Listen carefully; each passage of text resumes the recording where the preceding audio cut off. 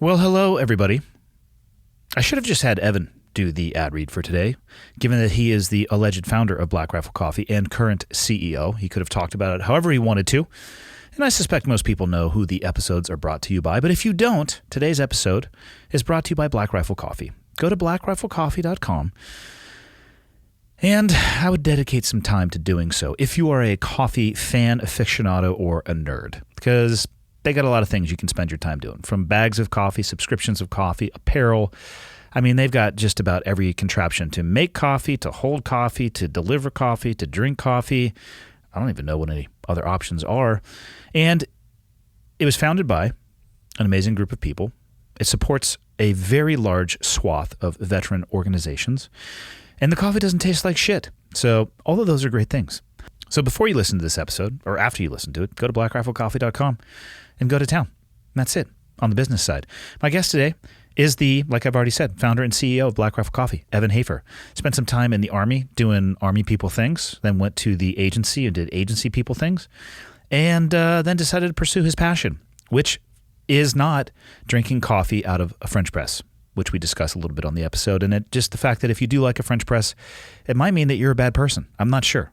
We haven't really landed on a conclusion yet. But I try to do these, or I'm going to try to do these. I've tried to do it with Mike and Evan, a little coffee time with Mike and Evan, but I got them separately this month. So this is episode 255, a little coffee side chat with Evan Hafer. Enjoy. Okay, got the red smoke. Gun run, north or south, west of the smoke, west of the smoke. Okay, copy, west of the smoke. I'm looking at danger close now. Come on with it, baby, give it to me, I need it. Get cleared hot. Copy, cleared hot. Oh, there's a 0% chance that this is not going to be interrupted by ding dong ding. Is that 0%. Is that your day all day? It just, now that you are where you're at in the business world, it's just 24/7? Yeah.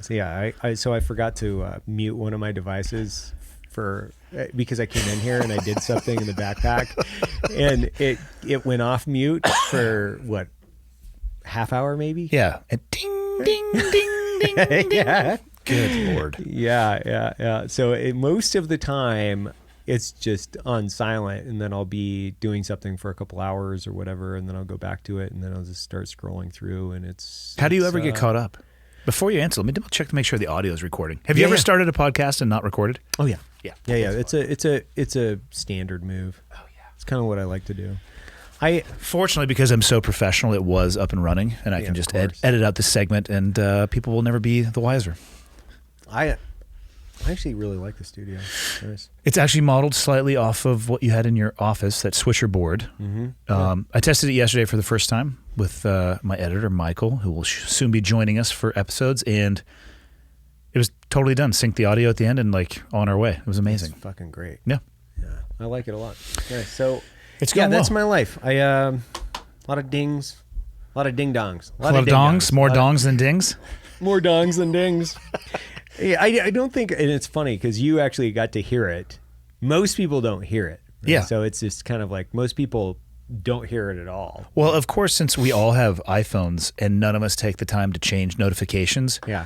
Every time that noise goes off in a room, everybody with an iPhone is looking to see if it's their shit. And if we've muted it or not. Because most of the time it's like, I just need this on silent or put it on focus or whatever it is, and just take care of it when it's done. I would give you another year before you're on the Logan program, which is a new phone like every 12 months. Yeah. And I just get a random text like, hey, this is Joe. And I'll put in my phone like Joe's new number. That's actually that's actually what I have your number as in my phone. It's Evan Hafer's new number. Yeah. So I'll be able to track you by the number of news. Well, the funny thing is, I was talking to I was out in, I don't know, Maine. Yeah, I was out in Maine, and this is not a name dropping scenario, but it kind of sounds like it. It's not meant to be. So Don Jr. and I have been friends for a long time, and we were out there shooting skeet, and I was asking him, I was like, dude, what happens when because he's had the same number for I don't know how many years, since before his dad was president, which is when we first started talking.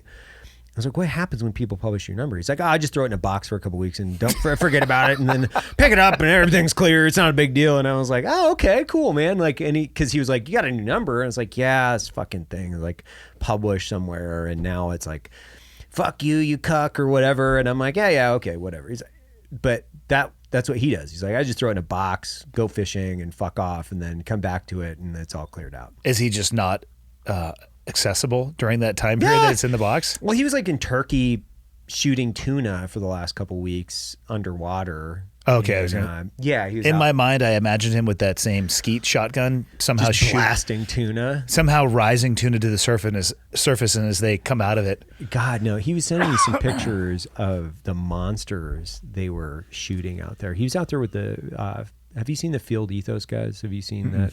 He's out there with Field Ethos and a couple other guys. I think this guy Patrick Hemingway, I think he might have been out there. He's related to the author? Yeah, he's a grandson of Hemingway, and really interesting guy. He lives out in Bozeman. Great dude.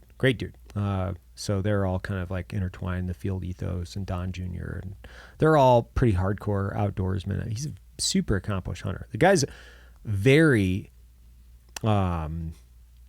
proficient at shooting skeet, and he's fucked up. Are you trying to say he beat you? Yeah. He did. He definitely. Shotgun's just not my thing. Yeah. I like it when I shoot it, and it's super fun, but it's just not my thing. I've got a lot of rounds through shotgun, and most of them were at door hinges or locking mechanisms. So really that's a 2-inch shot. Really close up. Really close up. Yeah, exactly. It's super fun. I fucking love it. It's just I'm not very proficient at it. I'm sure if I spent like a week just dialing myself in, you'd be good. I would be decent.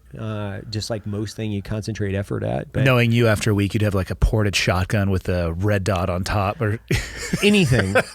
Anything that, and I purposely don't allow myself to go any deeper on virtually anything because I understand my own individual psychology won't allow me just to be kind of a passerby. Well, you got so much free time now too.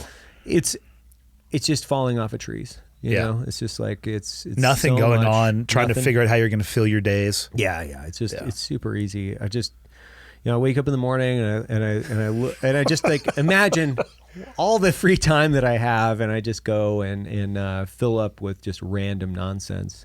I did take a couple weeks off recently, actually, because you remember when I was supposed to come up, and I was like, yeah, man, I'm just in Idaho, we'll come down or whatever. And yeah, I'm just a hop, skip, and a jump away. Just like 7 hours. Do you remember when you didn't? Yes. Yeah. I do, because...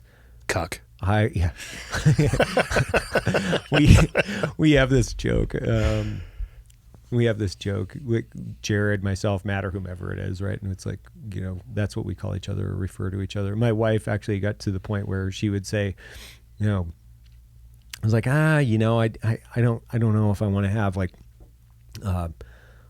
steak or whatever it is. She's like, oh, okay, Cuck. You want to fucking... So it's so hilarious. I mean, why is it so much more savage when a woman says it? It's fucking hilarious. Like, I don't know. But I about hit the floor because I was like, I was laughing so hard at how she was making fun of me. Dude, my middle son, who is 17 now, and I'm not necessarily proud of his vocabulary because I do understand where he got some of it, but he used the term cuck the other day, and fuck me, it was like about a basketball or something, like basketball players, like this fucking cucks over there. Well, and I had to look the term up. I did too the first time. Yeah, like I had to look it up. I was like, oh, okay, so what is this? And I'm like, oh, interesting. It's so almost better. Apparently there are, well, as you know, people are into some weird shit. Yeah. You get enough people together, there's somebody who's into anything. Yeah. But it's almost funnier to use the term out of context for things that don't apply. Yeah. Like out to dinner last night, and like we were waiting forever, first world problems, right, to get bread at our table. And they finally bring us like fucking cucks. And everybody who was at Denver was there. It was Leah and Erica there, and like they're so used to me just saying, Leah just be like, "That's not what it means." I'm like, I know what it means, but it's so awesome to say. So I was going to tell you this earlier. It's one of my new favorite things to do. So I was in Idaho for the last couple weeks, out in really rural area. Yeah, don't say where, especially if you're planning on spending more time there. I spent a lot of time up there, free time, but one of my favorite things to do now is I'll find people that are unsuspecting. They obviously don't know who I am, and I'll be like, "Hey, what's up? Oh man, you look exactly like one of my friends." Like exactly. I just, I mistakenly identified you as them, and so I'll pull up a picture of Glover and I'll go, "Okay, you guys look exactly the same." It'll be like some 60-year-old white guy. and they're looking at me. They look at me like, "Oh, you're an idiot," which is, factually correct, I suppose. But Glover has been my go-to for literally the last month for strangers, where I'm like, "Oh, hey, oh my God, I mistook you for one of my best friends, and you look exactly alike." But now I've layered it up, where I'm like, the other day, me and one of the guys from the shop, his name's Mike Clancy. He's like a 10-foot tall former recon Marine guy. And this little dog, this person had this tiny little black dog. I was like, "Oh my God, it looks exactly like my dog." And I'll pull up a picture of my fucking 100-pound golden retriever. I'm like, "Do you think they came, when was he born? Do you think they're from the same litter?" And then these people think that you escaped an asylum. Yeah. Oh my God. Yeah. So they don't understand that I'm doing it for my own amusement typically. And they just look at me completely like mouth agape, like, this dude's fucking moronic. The best part about that, when you do that, is I guarantee you have free rent in their head, probably for the rest of their life. Yeah. They will think back on that like, what the fuck was that guy's problem? Why would he think that I look like an Asian girl? A 6-foot Asian. I am literally 5'4". Yeah. And I was talking to somebody else about this thing that I do that I think is fucking hilarious. And they were telling me this thing that they used to do during COVID, because everybody was wearing masks, and they would be in like a grocery store, and they would yell under the mask, but they would just keep walking like nothing was happening. They'd go, under their mask. And people would be looking around trying to figure it out, and they'd do it again. And I think it was Jericho Dming. He was telling me that's what his thing to do was to troll random people to find immediate and funny gratification, like a something. deeply rooted sense of gratification. Yeah, it's like the birth of your child, and then fucking with people at a grocery store. Yeah, I used to do the I do that a lot. And I to be fair, I said I used to. To be honest with you, I still do it. And so dudes will be I've done this, I don't know, thousands of times. And JT was privy to one of these events, and he was like, "That's fucking one of the weirdest things I think." But he's like, he couldn't stop laughing at it, because people turn around as if you just keep walking, or I pretend like I'm on the phone, and it's We are so dumb. I was so dumb, and I'm the CEO. Yeah, it's in your 40s, fun. a CEO, and you're trolling people by making cat noises. Random noises, and anybody that doesn't find that funny, I would just see you know what, you have no sense of humor, so it doesn't really matter. The thing that I do probably the most is my wife and I will be in checkout, and I'll troll her. I troll her more than anything else. Like in the grocery store, or we were at Shields, and the person will be ringing the things up, bing, bing. "So what are you guys doing today?" And I'm like, I don't know. We're doing this whole thing. We got to line the house with tarps, and we're going to invite a bunch of people over and just see what happens, And my wife will just be like, "Oh, yeah," because she knows what's coming. She knows. Yeah, she knows what's happening. And I'll have a full-blown conversation with somebody that's completely fictional. And she's grown to appreciate it. Or I'll be some of my funniest actual stories with her was when we were getting that ultrasound on our first daughter, and the nurse is showing Nara in my daughter's belly. And so my wife is sitting there and she's got her shirt pulled up and they're going through the whole thing. And I'm like, so how does this work? So I'm asking the nurse, right? I'm like, so how does this work? So let's just use like a hamburger as a thing, right? So Kate, she eats a hamburger, and does the baby just like pick it up and start eating it? Is that how this whole thing works? And she's like, and this nurse stops like mid ultrasound, and she's like, no, absolutely not. I'm like, well, so I mean, because our hands aren't really fully developed, so do you have to just chew smaller bites? She's like, no. And my wife's just going, just ignore him. Just fucking ignore him. Pretend he's not in the room. Pretend he's not here. We were at the vet with her dog, and he had a piece of cheatgrass or whatever stuck in his eye. And I'm talking to the vet, and she's giving me medication for the dog. And I'm like, so how do you give this like suppository or what is it? And she's like, no. And I go, can you? She's like, no. You have to give the animal his medication through his mouth. And I'm like, do you have any suppository? That's the way he prefers to take it.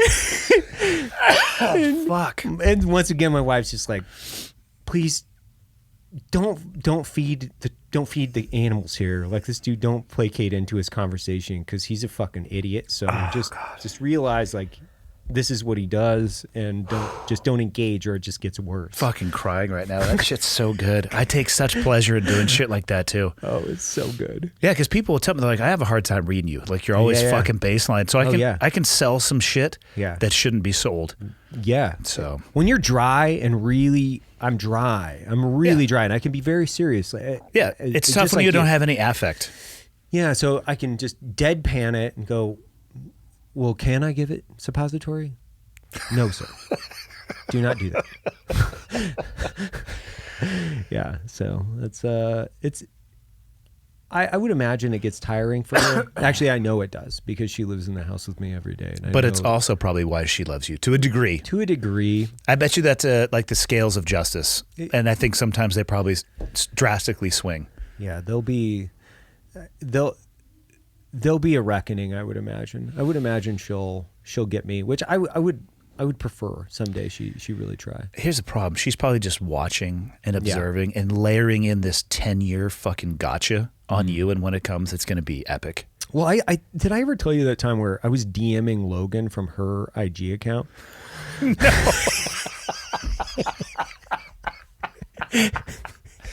You definitely did not tell me this. Oh, yeah. So Logan Stark, he's like one of my good buddies, and we're all very good friends, right? So it's my wife and Logan and everything. And I was DMing Logan from my wife's IG account about like archery questions, and I just got the conversation flowing a little bit, right? And I my wife was in on it, so I was like, "Hey, just let me play this out because this is going to be funny. Trust me, I know."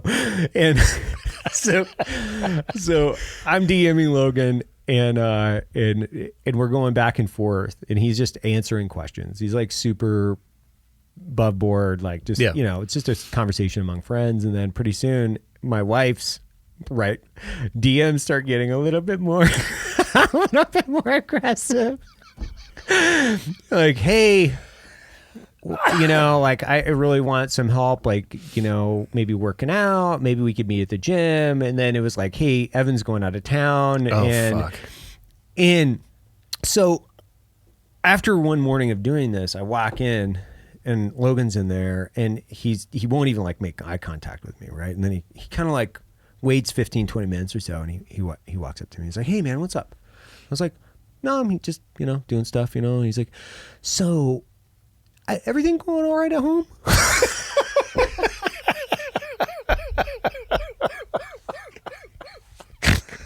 And I was like, yeah, man. Yeah, everything's great. Like, Kate's super positive. Like, she wants you to come over for dinner, and it's just like fucking, like, just giving him the... For the love of Christ. there was like a 2-minute pause. And then finally I broke. I was like, I'm just fucking with you, man. That's me. I'm just DMing it from my wife's account. And he's like, you are the biggest fucking asshole. Like, I was so stressed out, man. I was like so stressed out. Oh, fuck, man. There's so many layers to that. Friends, you're his boss.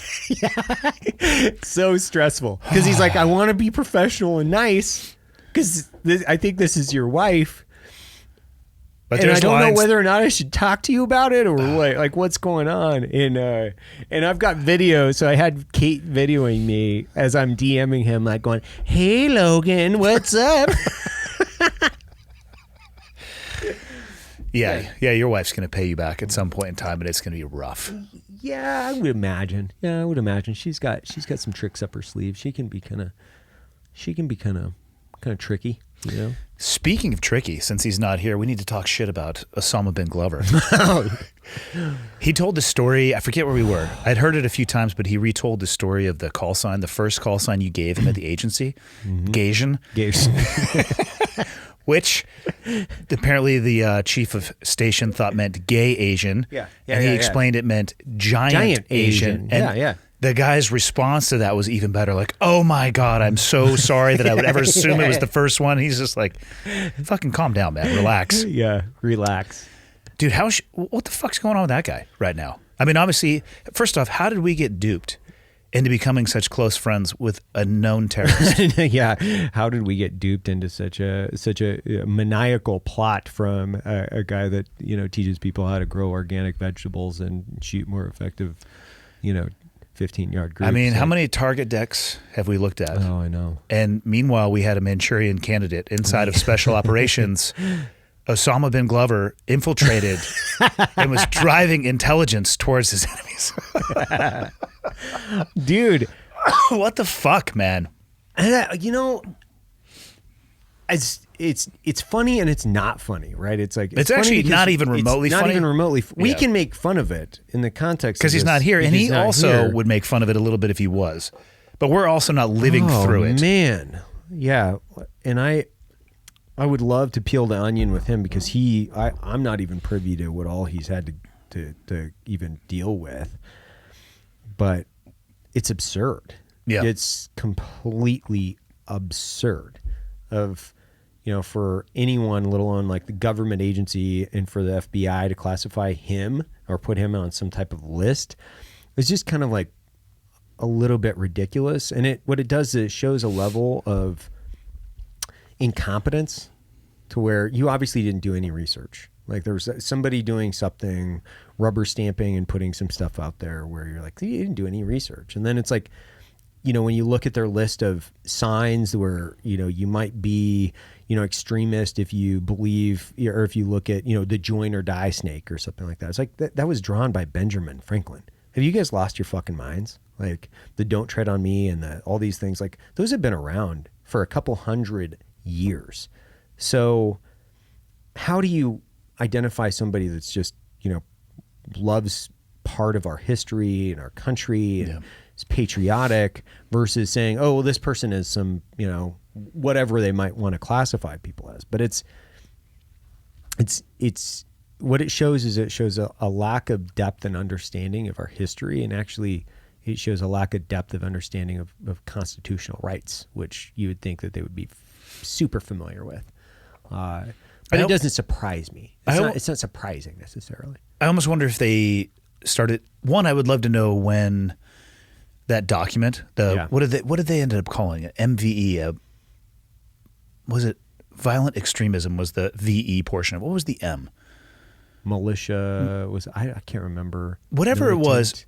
I'm curious if when they went looking for these organizations, they had a conclusion and were looking for data to support it, or.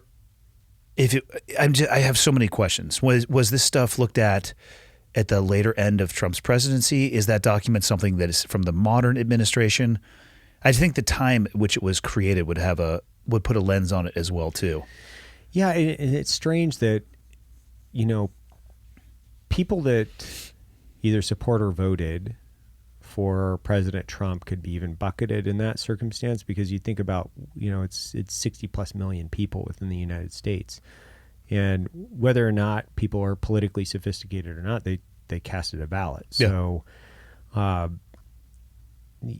the classification, I think, of Americans just in general is very detrimental at times, especially when you're trying to bucket people into certain categories and then deeming them as dangerous or not dangerous. Like, it's based on our political ideology. I would say probably the most dangerous political ideology that we have that exists is communism, if you were to rate those things specifically with me. And then to say people that love America might be in some other category. It's like, it's called patriotism, it's called nationalism, it's called all of those things that ultimately, if people love their country, they should be proud of it, like proud of what we built. I know that I personally am. I'm very proud of the country most of the time, right? Depending on the context, right? There's obviously things that we can't be proud of 100% of everything the country's done, but what we built is fucking pretty amazing and special. It allows like two knuckleheads like us to sit on a podcast and talk shit, whereas there's a lot of countries out there you really couldn't even do that. You couldn't do it. You couldn't have this conversation. Or you could have it, but it better be in private. Mm-hmm. You're never going to post it anywhere because you're going to have restricted access to information in the internet. Yeah. And if you did try to post it, or you were able to get it out of the country, nobody would ever hear it, at least your target audience, because they're restricted in their access. Yeah.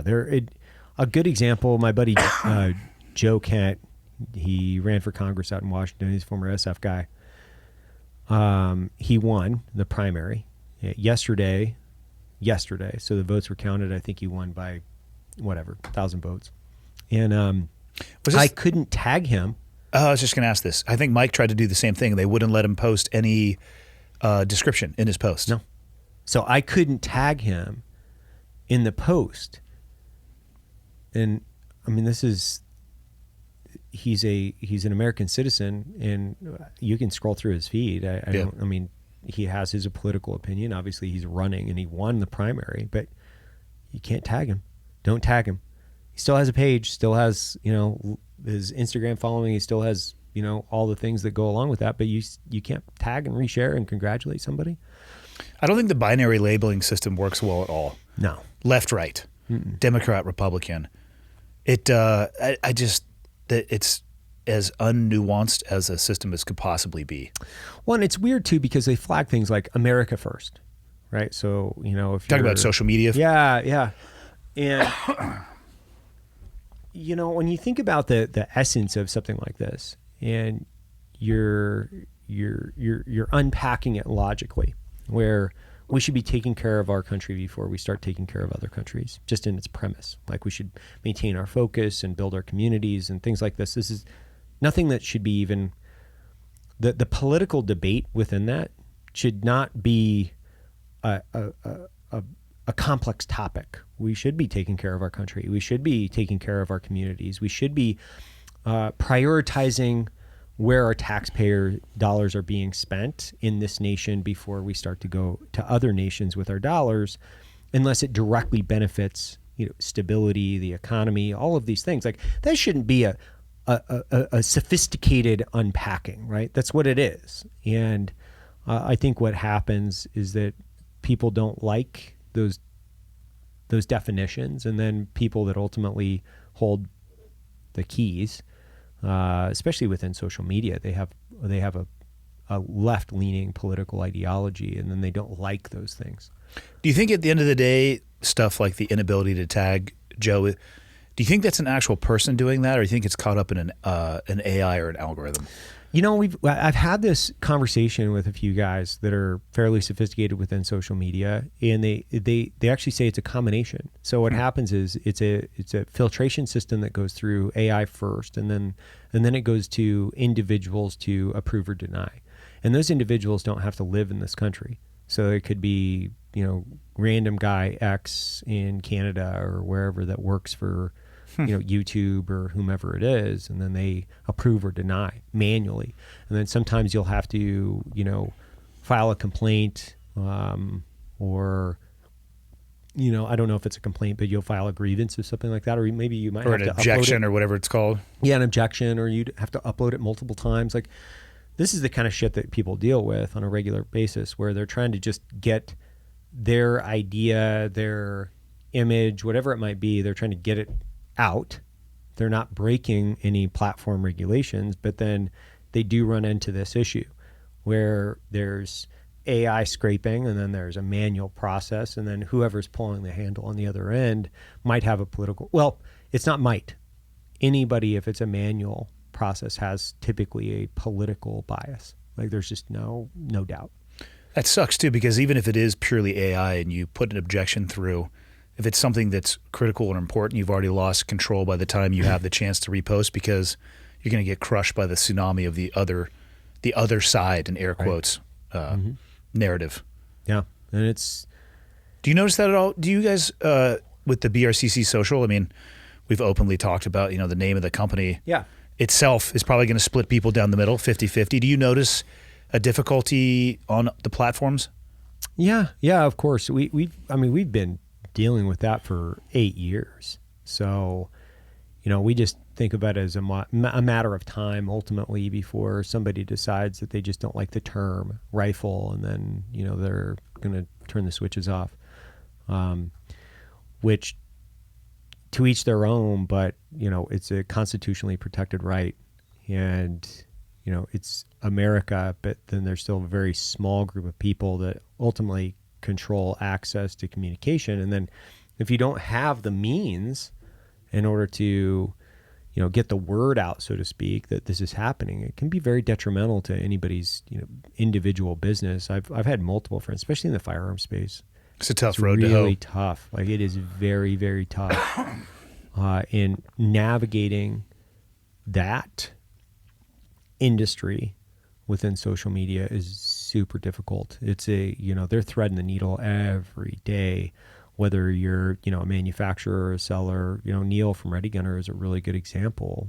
The things that those guys deal with under, a legally purchased firearm, constitutional right, but it's highly restricted on social media. And that's unanimous. That's with everybody. So with guys like AK Guy or, Donut Operator or Matt, Matt Pest, or any of those guys that are, doing, I would say, more gun content or pro-gun content, they got to thread the needle.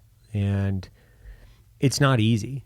I was having that conversation, I think, with Cody and Brandon Herrera. They were talking about how hard it was for them to just upload their content at times. It just becomes really difficult, and it's a struggle. I mean, it really is, for specifically around the firearms industry. It's a struggle to communicate with people that they're your customers. They follow your page for a reason, but it's a struggle just to reach your own followers.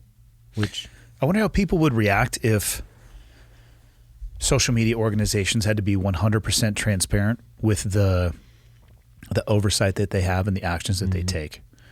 I think a lot of people would be fine with it as long if it was directed towards an issue or topic that they agreed with that type of censorship. Right.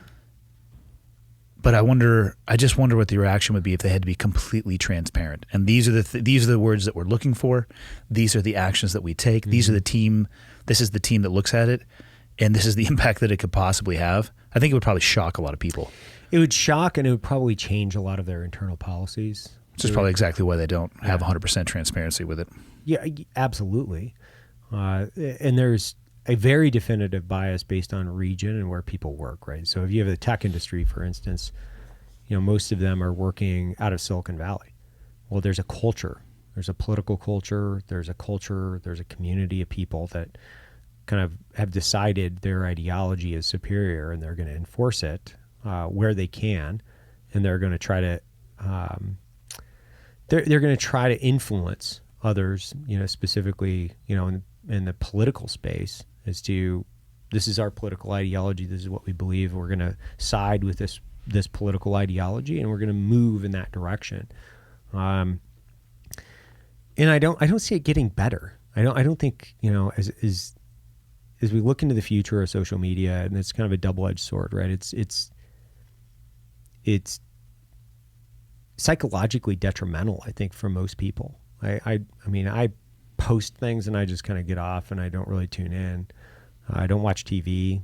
I do very limited, if any, type of scrolling, because mainly out of time purposes, but also I've just found it so negative. Like I've just found it so negative that it doesn't create any positive. It doesn't create a lot of positivity within my life. Not because there isn't positive things on there, because I know there is. It's because I'd rather have a in-person interaction with, one of the 1,000+ employees that we have, or directly pick up the phone and communicate with somebody. It's just not that important to me anymore in the context of, I find it a big waste of fucking time, to be honest with you. It's just a big fucking waste of time. And it's designed to be addictive. Yeah. I forget, where was I talking about this? I was talking about it at the presentation that Glover and I did. Mm-hmm. I was at the mall with Leah, who enjoys looking for savings more than I do. So I was kind of just sitting up against the side of the wall and looking at people, just people watching, which is one of my favorite activities because, I mean, I'm the most normal person that I know, but there's some weird fuckers out there. Yeah, you're super normal. I am super normal. Mm-hmm. And I was just, it struck me the instant that I put my own phone down and away and just started watching the gravity that device has on other people. I was watching women push strollers with the phone right up in front, and there would be iPads in the strollers, like the fully rubber ones with the ears and all that stuff. It was infrequent to see somebody walking that wasn't looking at their device. And full disclosure, I'm so fucking guilty of doing this too. I'm not leveling judgment on those people. It's just amazing that it's now the norm, where the norm used to be like head up, looking around, engaging, talking with people. It's designed to attract your attention. Obviously, our attention has become the commodity that they're searching for. Yeah, I look at social media too. I don't know why you'll have 100 positive comments and one negative one, but that negative one will sink its fucking hooks into you, and you're like, oh, really, bitch? Because I don't know if you know this, because I was put on this earth to fight you at fucking 55 characters at a time. It's just like, here we go. Cuck. Send. But just kidding, people. I don't actually do that. I write that out, then I erase it, and I say thank you for your thoughts. Thank you for your thoughts. But it's I think it's I think at best, absolute best case scenario, it might be baseline. But I think for most people, it's a net negative. Mm-hmm. I think so. I think best case scenario, I think, is neutral. Yeah, I was doing the same experiment. I was walking through the airport last week, and I was just looking at people sitting and waiting for their flights, and it was almost 100%. I mean, 9 out of 10. Same thing as people at restaurants. Just doing the thumb scroll. Families at restaurants. 4 people at a table, no food's out yet. So what's everybody doing? And again, sitting on their phones. And again, I'm as guilty as doing that as anybody, but I've tried to become more aware of that. Mm-hmm. And it's awesome the more you can put it down and put it away. Oh, yeah. Mr. 2 phones over here. Ding, ding, ding. Ding. Yeah, I have I've kind of got very, very strict policies around it. Like our daughters, they don't watch a lot of TV. They don't plug into their devices. If we're do you guys watch Netflix and stuff? No, I mean iTunes? They watch some cartoons. We're pretty restrictive. It's an hour or 2 hours a week depending, but most of the time they have to be creative. They have to be engaged in art products or projects or whatever it is that they're doing, or they play outside. And then for me, it's the same thing. I have not watched TV for over a month probably. When was the last time you went to a movie? Oh shit! Last time I went to a movie was with my kids, so it was like 2 years, I guess, 2-3 years ago. They'll go to movies. They're not like playing with wooden toys and fucking knitting denim dresses. They're churning butter. Yeah, churning butter. Like, go milk the cow. We don't want to raise them in that environment where they can think that that's acceptable, and so we have to lead by example. We also can't make it socially normal for them, so we've got to get out and connect. And I think even with the company the way that it is, when I leave work, I try to leave work. Like I leave the office, I go home.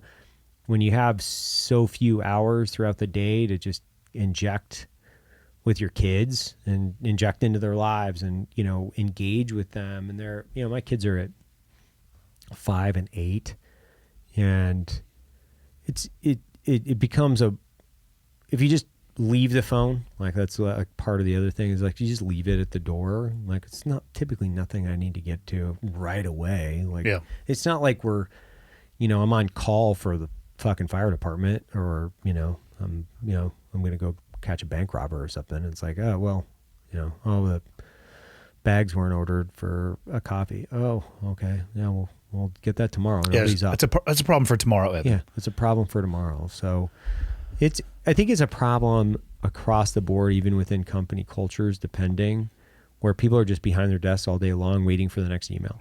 Well, if you set a pattern, especially from the top of being available 24/7, and then people come to expect that, and then all of a sudden you're not, that can become problematic as well. People should have a work-life balance for sure.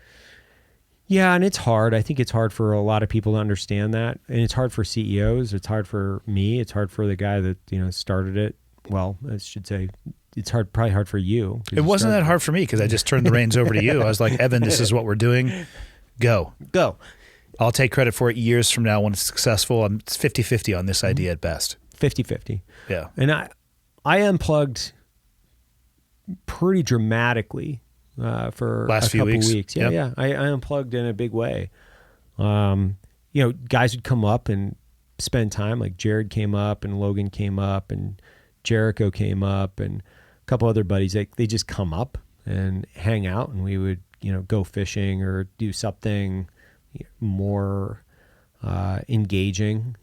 Shoot or fishing or cut down some trees or whatever the fuck I was doing that day.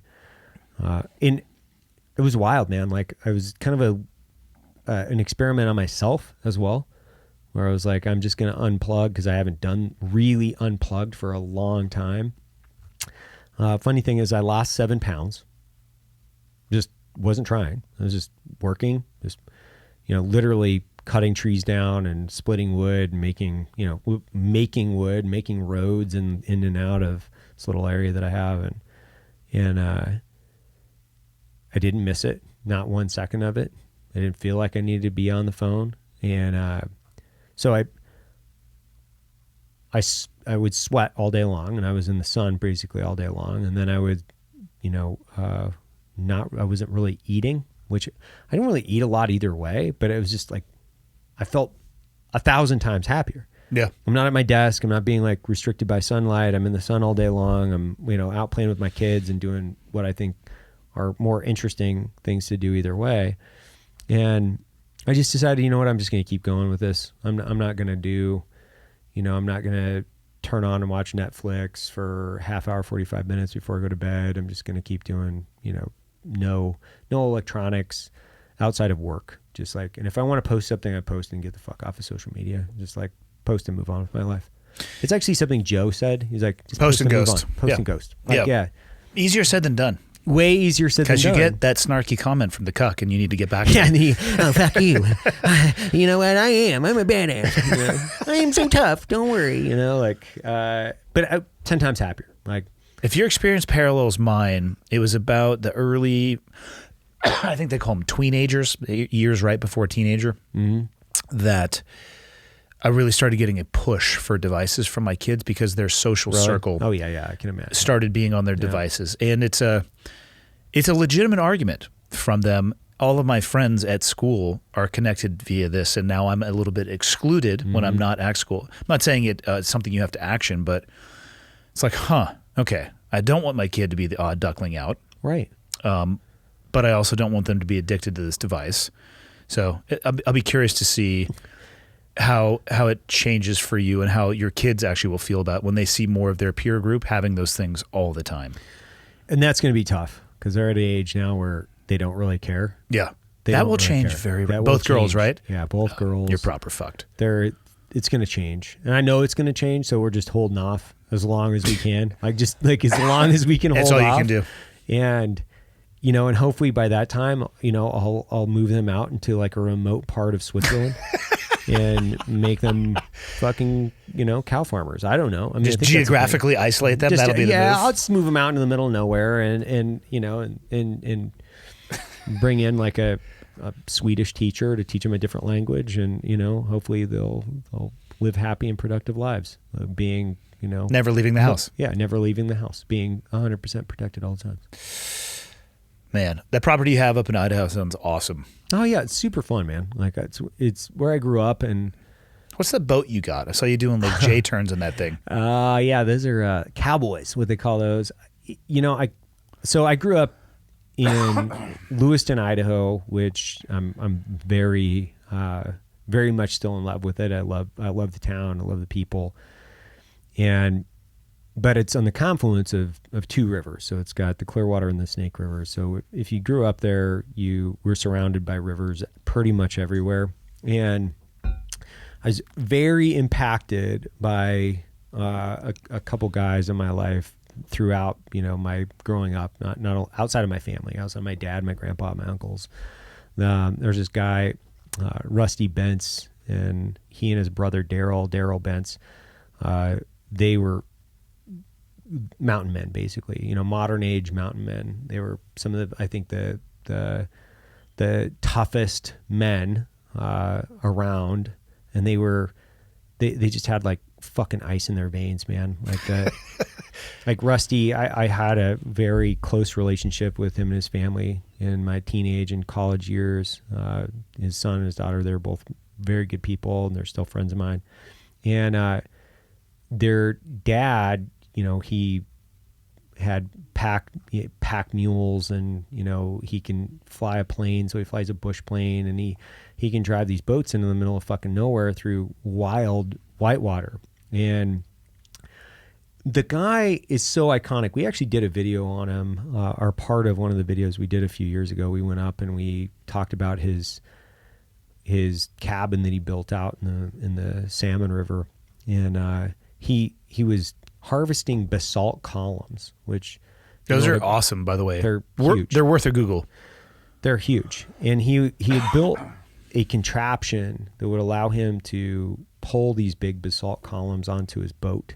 And these are big aluminum jet pumped boats. So if you can imagine, this is like a 25-foot boat. But these things would weigh 1,000+ pounds, depending on how big they were. And he would hoist this thing onto this boat in the middle of a river, by the way. So he's like taking them from the bank, pulling it into the boat, almost swamping and sinking the boat, driving this thing up through whitewater, dropping it off at the beach of their cabin. What was he doing with them? He built a fence. No shit. Basalt columns. And what he did was he took these basalt columns and then he laid them in around the cabin. And then he had collected thousands of horseshoes over decades in all these different places. And he welded, I can't remember how many fucking hundreds, if not plus thousands horseshoes together. Oh my God. To create the beams between, or the horseshoes were between the beams, the basalt columns. And it's beautiful. Like, he welded all this stuff together and he built all the contraptions to do it. And he did a ton of it by himself or with other guys that he had co-opted into believing this was going to be easy. And this was intense. It was an intense, horribly difficult challenge. And he was that guy, right? He was the guy that would do stuff like that. And I was talking to his nephew who owns Bentz Boats now.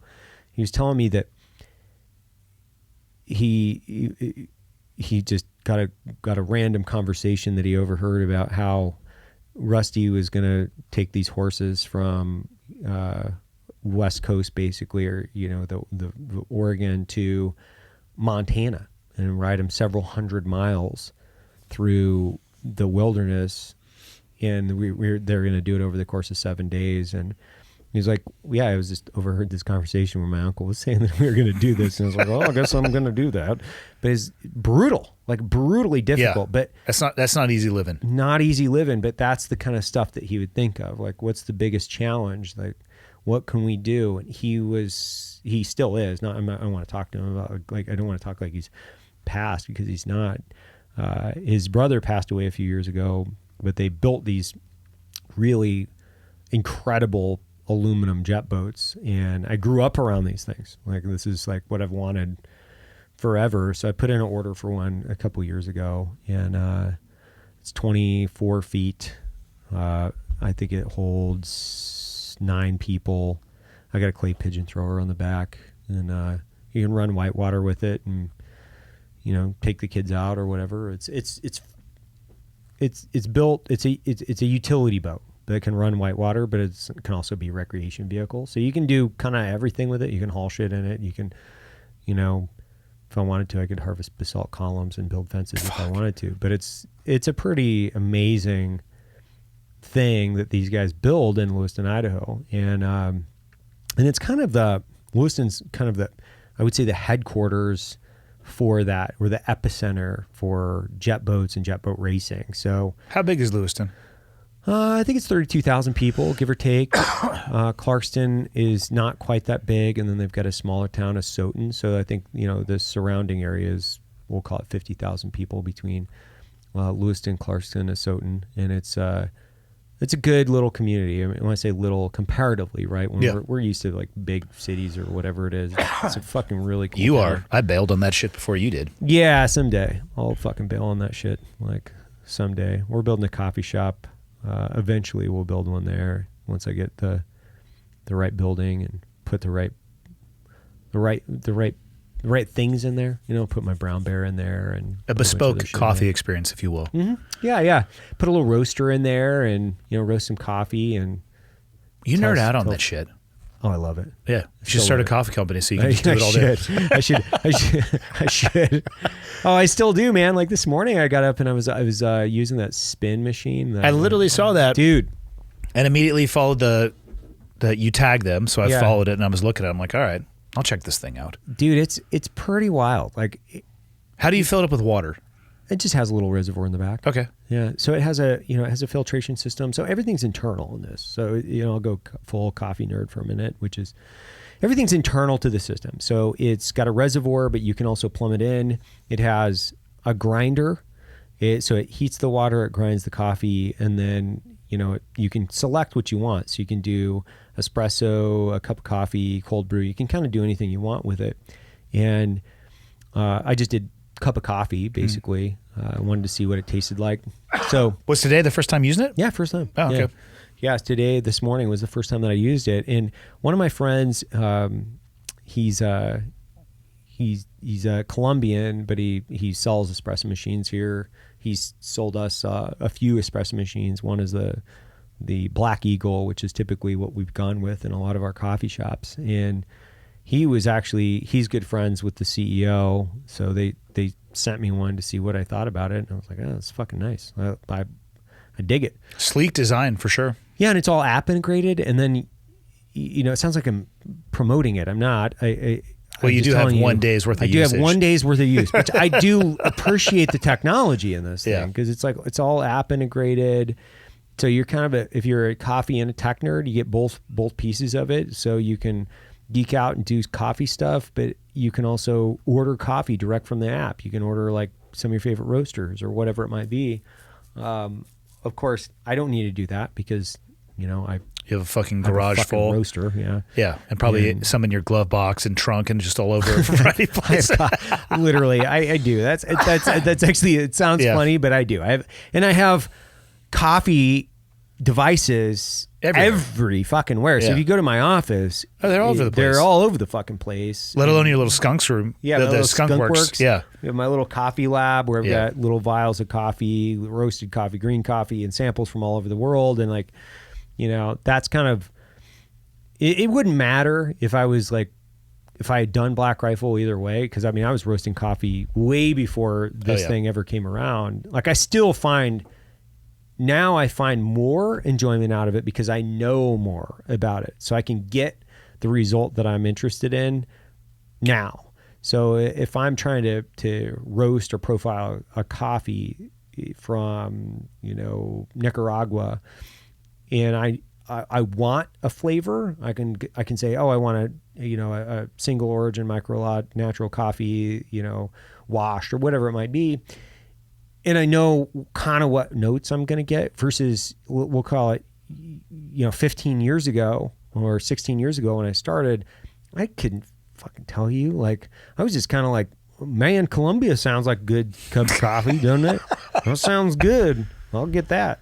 And so now I know more, and then I can wield all these different things. I have 3 different types of sample roasters in the lab. I've got all the different types of devices. So espresso machines and pour overs and anything and everything you can think of coffee-wise. Do you have a bunch of French presses? No, I'm not I hate French press. I was going to ask. I fucking hate French press. Here's the thing, though. You've made that declarative statement on the podcast before, and unfortunately, they have my email, not yours. So I get from people like, "What the fuck, man? What's wrong? Yeah, what's wrong with French press?" Now is your opportunity to explain to them. Well, hey, I'll put a disclaimer out there, which is people like French press, and that's your thing. Go for it. That's awesome. Good for you. I don't like it. I think it's fucking gross. And the reason that I think it's gross is because it's inaccurate. So especially the French presses, and there are a few that are better that are out there, and I could probably name the actual companies that make them.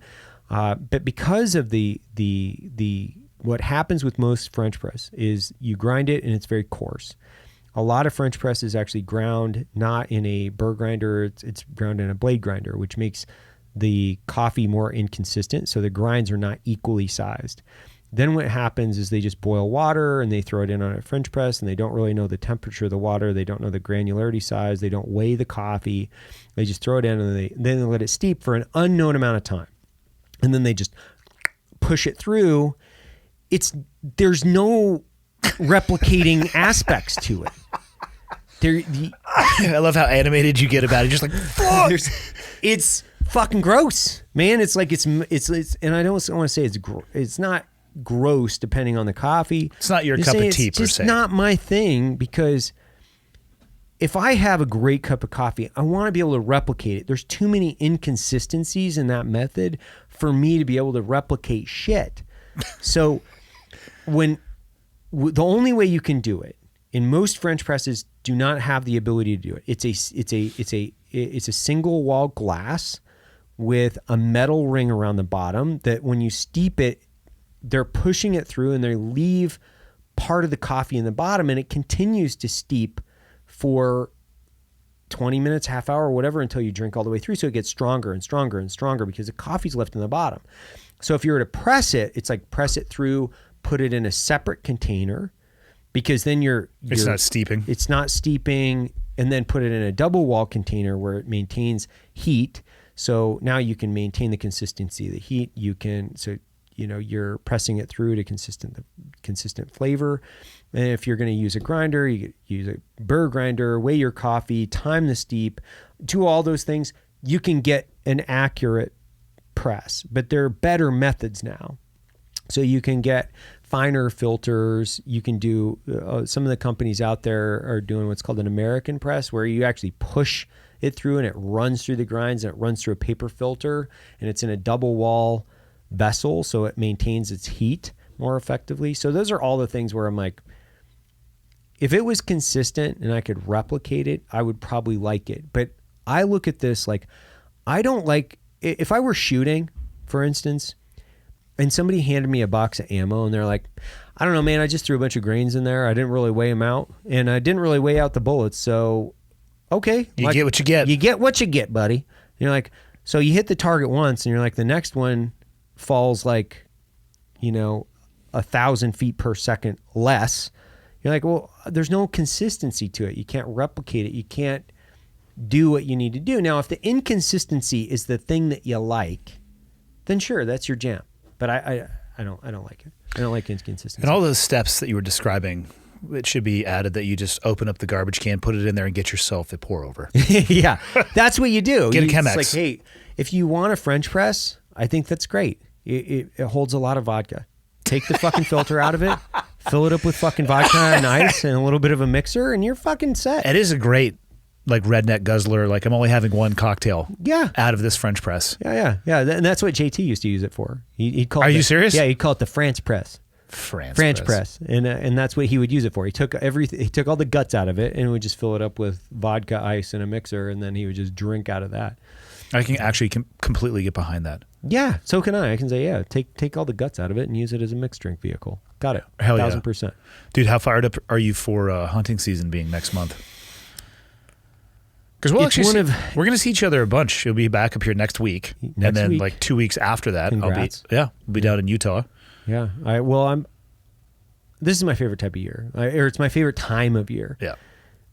I'm thankful for John, because he's the guy that was, I will say this, Baker introduced me to John, and then John has been obviously the catalyst to helping me through archery. I mean, he still is. Like, same. I text him, he was texting me, like, part of those dings that were going off in here was John telling me how fucking stupid I was for setting my bow up the way that I set it up.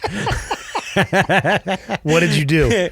So I didn't build it. John built this bow, right? And I was having these issues, and I was telling you about it. Yeah. Where the cams were a little bit smaller. They're a little bit more aggressive. I was using a hinge release, and my fucking groups were all over the place. Well, so in my mind, you know how, what sight are you using? The Spot Hog? Yeah. So I extended it all the way out to get. You extended what all the way out? I extended the Spot Hog because I've got that long arm. Oh, you wanted it farther away? All the way out because what I was thinking about it from sight radius perspective. Because I'm like, if you have a sight that's further out versus shorter in theory, accuracy. It should be more accurate. Correct, right? So that's the way I looked at it. I was like, it goes all the way out. Why the fuck is it retracted all the way in? This makes no sense to me. I'm going to extend it all the way out to like literally the last notch. So John sent me this grouchy text. It was like, hey, dummy, don't do that. And I didn't read the whole thing. I just caught like the top part of me. The wave tops? Yeah, like, hey, you're stupid. Don't do that. And this is the reason why.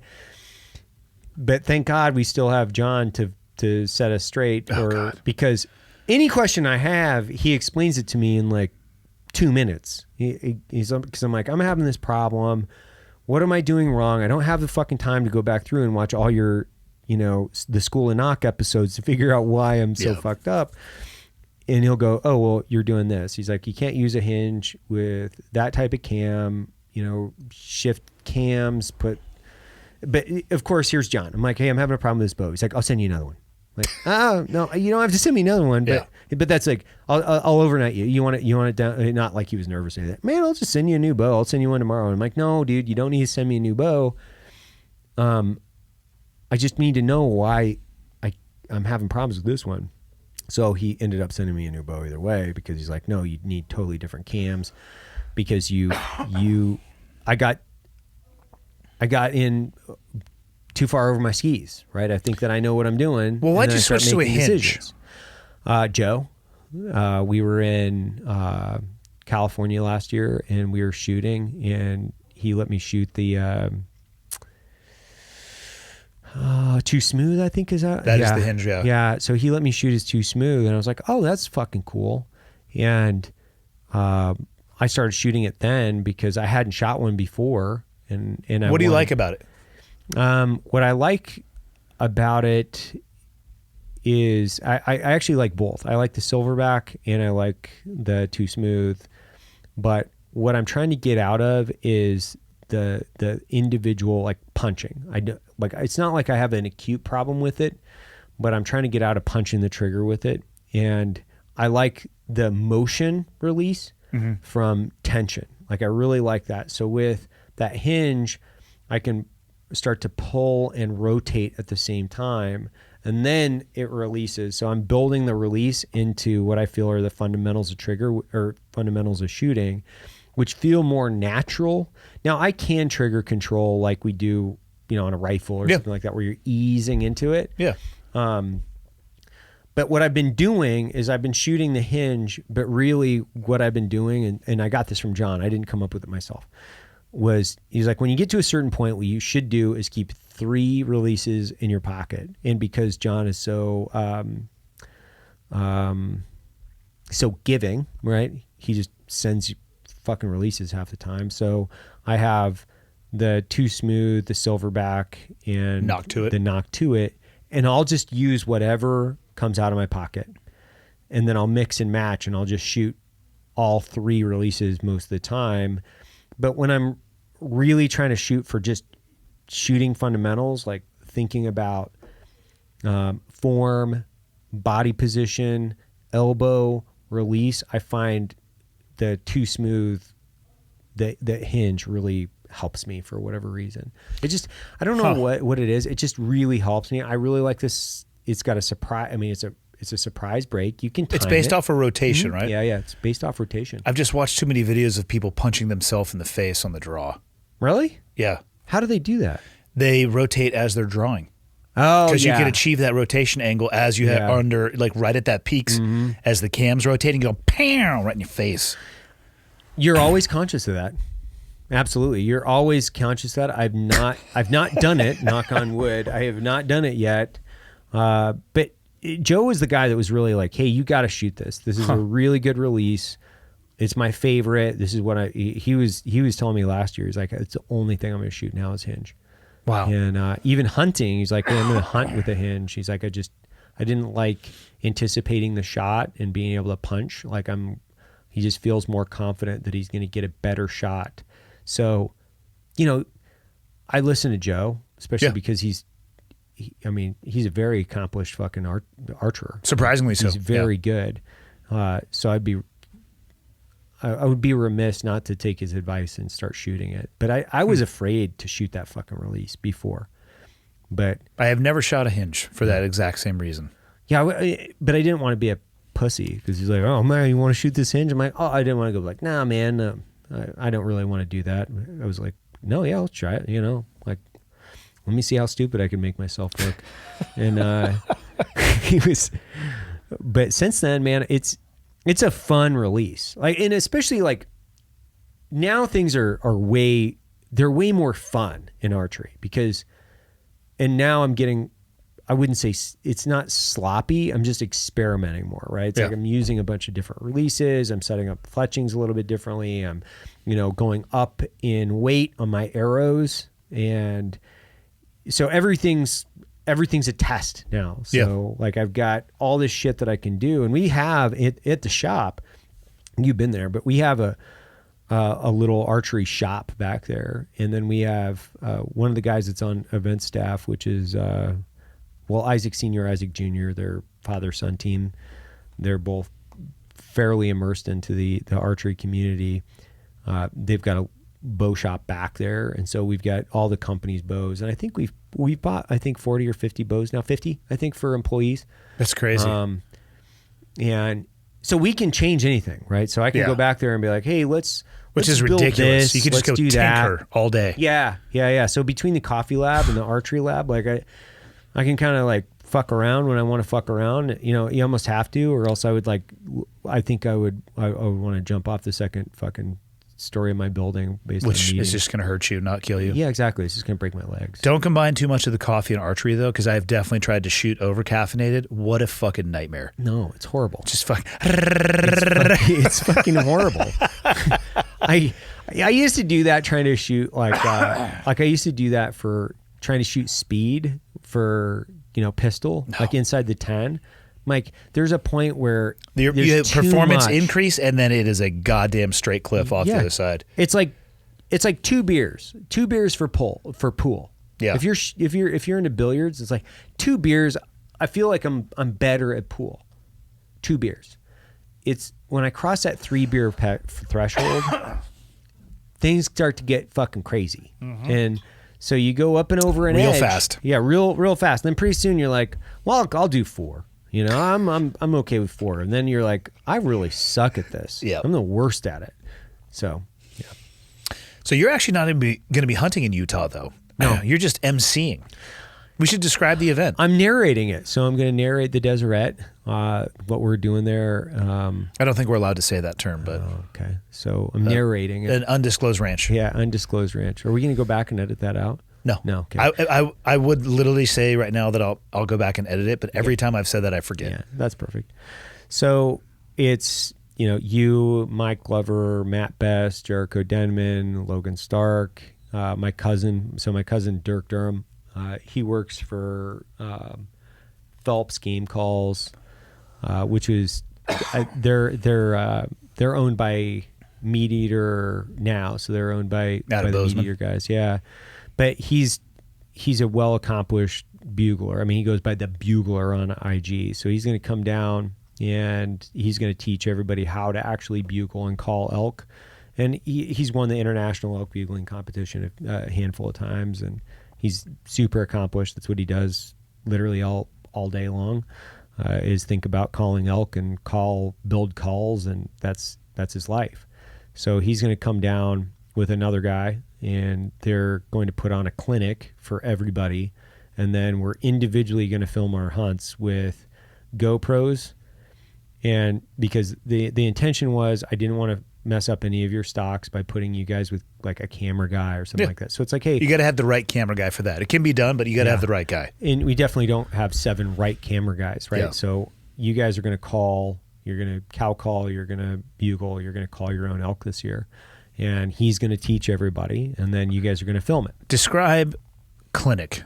Are we talking several minutes? Are we talking an hour? The entire week he's going to be there.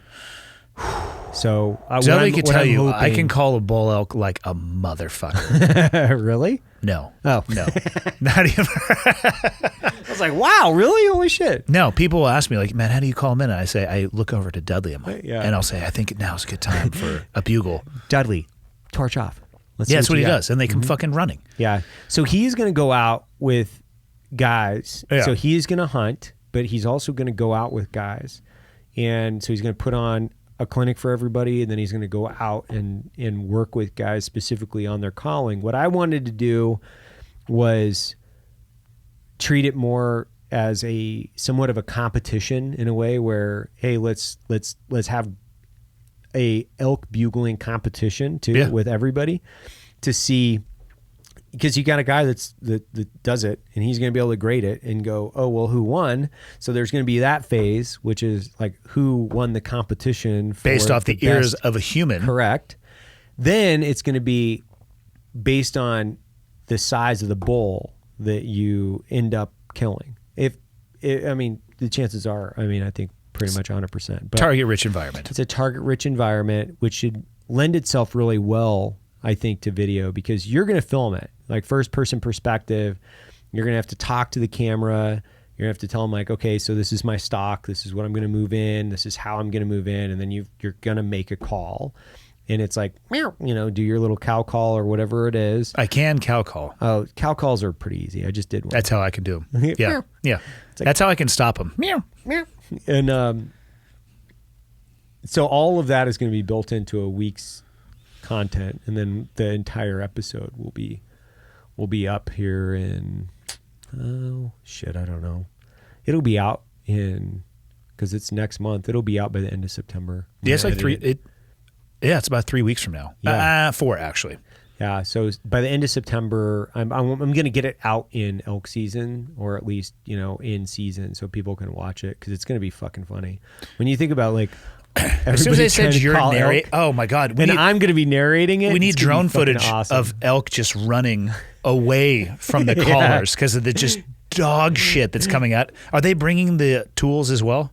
Oh yeah, I was going to say, because if you allowed people to bring their own shit, it would be a very uneven playing field. Yeah, no, everybody is using.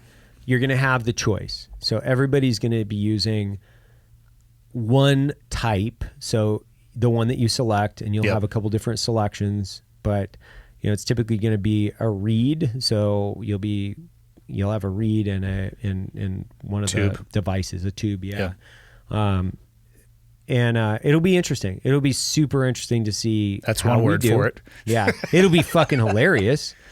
And then we'll finish off. We'll finish off the hunt with like a bunch of back straps. So we'll take the back straps out of something and we'll carve them up and eat them. And hopefully a mount for the Kalispell shop. For sure. Yeah. Well, you'll get one either way, right? So yeah, you can take the one out of Neil's shop. We can drive down to Spanish Fork and we can take his out of there. Just I'm imagining you in your MC role. Look at the Cuck. as he misreads the wind. Look at him. With the wind to his back, he's walking down towards the herd. That's 100% something that I would do. 100%. Yeah. This is exactly why I want to do it, because I'm like, I'm going to hunt in Colorado, in southern Colorado this year. Jocko and I hunted there last year, but I'm going to go back down to southern Colorado this year. I'm taking my wife. This will be her first elk hunt. So I've got a couple hunts, elk hunts specifically. But this is the one I was like, I really want to narrate it. And Baker's going to be involved. So it's like Baker's going to be there. And like, It just means a guaranteed shit show. guaranteed, it's going to be a guaranteed shit show. It's Yeah. going to be hilarious. Yeah, I look forward to more to that. Yeah. Like narrating and being able to be the MC of the shit show than I do. No, that's not true. I look forward to killing my elk this year too. Like It's 2-to-1, right? It'll be 2 hunters per one guide. 1-to-1. I thought on the deck it said 2-to-1. I was going to request to be paired with Baker because I will immediately begin psychological and emotional psyops operations on him. And fucking, just like when you drew back on that hog for the first time and I'm over your shoulder, don't fuck it up. Don't fuck it up. Don't fuck it up. It's like whispering in my ear, like, because I was at full draw for like, I don't know, 5 minutes or something like that. I can't remember. And it was enough that you definitely had the sewing machine going on. I know. I was like, and the funny thing is now I look back on that, and because I've got a lot more reps, like shooting stuff with my bow, I'm like, man, why did I draw that early? Like I was like drawing and moving up, and like, and it was the classic, forward assault. Yeah, forward assault. That was a super fun hunt. It was hard. It was really difficult. Like pigs spot and stock with a bow. Yeah. What great practice though. Dude, I was telling my wife that, because she's like, well, how do you even get good at this? I'm like, well, go to Oklahoma with John Dudley and for a week, and you're gonna get some reps in. You're gonna get a lot of walking in. Or Hawaii would be another one. The axis deer hunt I did with Sitka was. Did you go to Lanai? Yeah. Oh, when was for like that? a week? Man, that had to have been. I was very, very early into bow hunting, and I still haven't been doing it that long. So it had to have been about 3 years ago. Okay. But I went with Barklow and Jonathan Hart. Mark Healy was there hunting at the same time. Yeah. I told you this story, right? He took his pants off to do a stalk, put them on his backpack, and he lost his backpack. He had the fucking worst lobstered, sunburned lower body that I've ever seen. For whatever reason, he took his fucking pants off. Why? I don't know. And then put it on his backpack. Stalked an animal. I only have to assume that like maybe he bumped it, so he continued the stalk. Couldn't find his shit and was pantsless for hours. That's awesome. For hours. That's awesome. It was. He sent a picture. Did he have underwear on, or was he just like boxers? Oh, okay. But his fucking legs fried. Probably hurt to be like, whew, and he's like, oh man, don't touch me. It was awesome. Oh, I wish I did he did our podcast, and then we hunted in Colorado last year. Yeah. I'm hoping that he's going to be here this year too for Colorado, because it's fun. Him and Justin Lee is another guy. He's a big spear fisherman. Okay.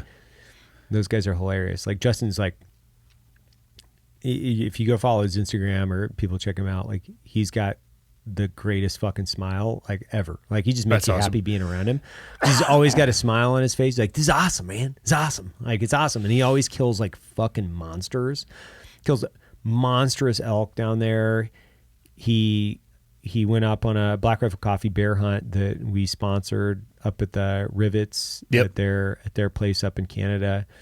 So it was like my buddy Ed, he's a state trooper, Justin, Lucas O'Hare from Grizzly Forge, and Caleb Brewer, SF guy from Tucson. All these dudes went up there to kill black bears, and they freaking had a blast. And like Justin killed a fucking monster, like he always does. That's awesome. He also has a lot of really good luck, because it's not just skill, as you know. Like, it's not just skill. Luck is a part of it for like, sure. He has the best fucking luck, and then he capitalizes with his skill, because he's dude's a hunter. Like, he is. That's the best of both hunter. worlds. Yeah.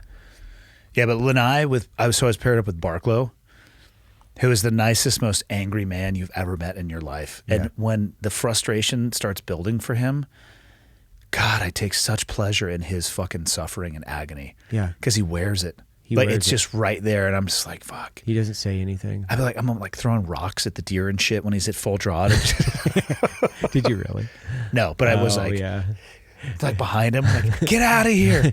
Get out of here. He's going to kill you. We didn't get a deer on the ground for the like first 3 or 4 days because it was just dead wind and just it was dead, and then it would just constantly shift. So you'd be rocking and rolling on a stalk, and you just feel it in your back, like motherfucker. And those animals, I've never seen anything so keyed up as an axis deer. Yeah, their tolerance for any fuckery was an absolute zero.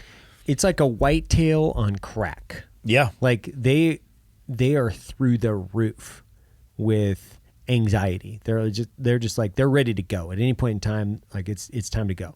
Yeah, I shot one when I was out there a couple years ago, and I mean I made a 70-yard fucking shot on this thing, and I mean I blew a fucking monstrous hole in this thing because there was blood everywhere,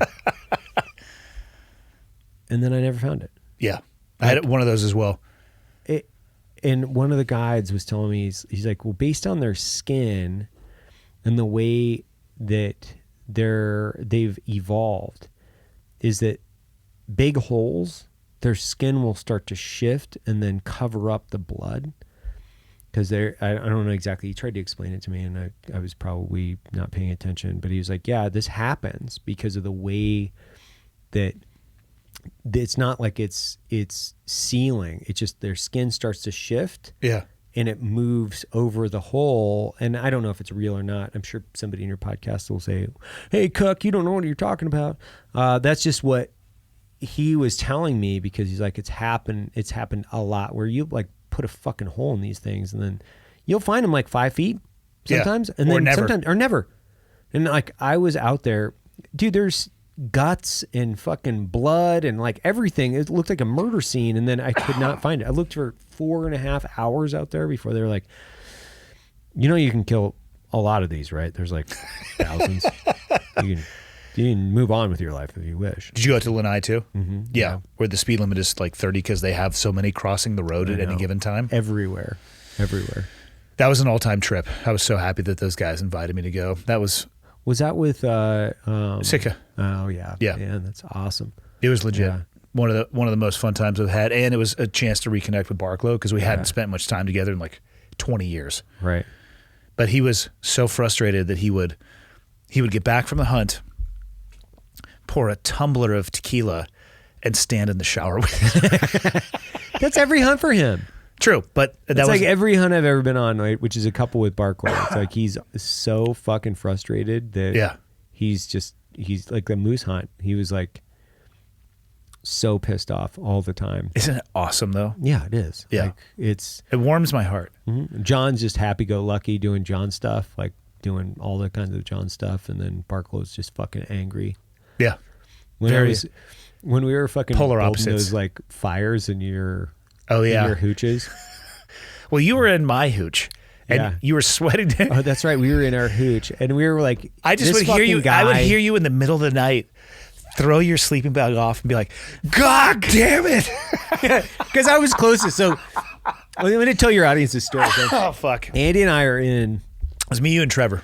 Yeah, in this cabin, and he was furthest away. Yeah. Yeah. So you were furthest away from the fire, and he would put as much wood as they could fit in these fucking things. So it was like a sweat lodge. It was a sauna. Not for me. I couldn't take. I took everything off. It's fucking November, right? Yeah. It's November in Canada, and I took everything off. I was naked on top of my bed, just like going fuck. I got up and like opened the window. And that's when we started building the fires in Barklow's. So we went over to Barklow and John's cabin. Oh yeah, and we stoked that shit up. Stoked their fire and made it like a sweat lodge in there.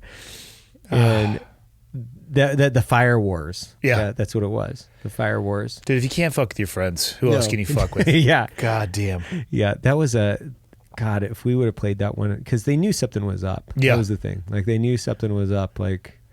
Like, oh, I'm gonna go because you're like, oh, I need to go use the phone or something like that. God, just hearing you though in the middle of the night. Just, God damn it! So yeah.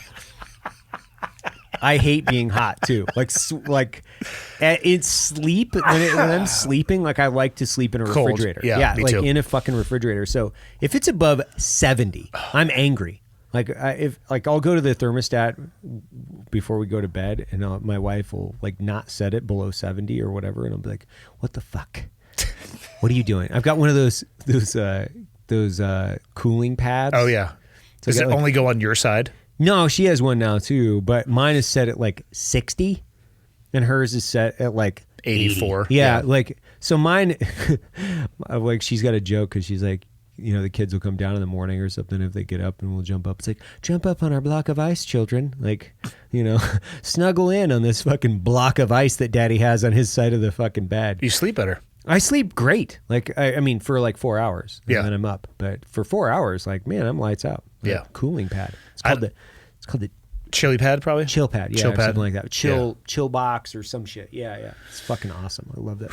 I hate sleeping hot too, but God, I loved fucking. And I knew that it would be miserable for you, so why I shoved every piece of wood that I could. I know. fit in there. I went to the fucking stove, and I was like, "What the fuck, man? Like, you can't. There's wood sticking out of it. You didn't even put all the wood in there. You're like, Welcome to the show. hey, welcome to Can't the even show, close the motherfucker." I'm door. like, I live in here with you. I'm not the enemy. I'm your roommate. Fuck, dude, we got to get you to the airport. Closing thoughts by Evan Hafer. Coffee shop's going to be awesome. It's gonna be epic, dude. Yeah, the coffee shop. I'm sure you've talked about it. Not a ton. Not a ton, but it's going to be epic. Like, it literally is going to be a flagship coffee shop in Kalispell for Montana. The place is going to be incredible. So, I mean, congrats, and too, fuck, dude, thanks, because that's a lot of hard work. You and Denver have put in some work on that thing. There's some miles behind that thing for sure. Yeah, but it's going to be epic. I'm stoked because we're going to be back here for the wedding, and then Hunting back for and then we got a Good amount. couple months. Yeah. Going to see you again. But awesome, dude. Thanks, man. until then.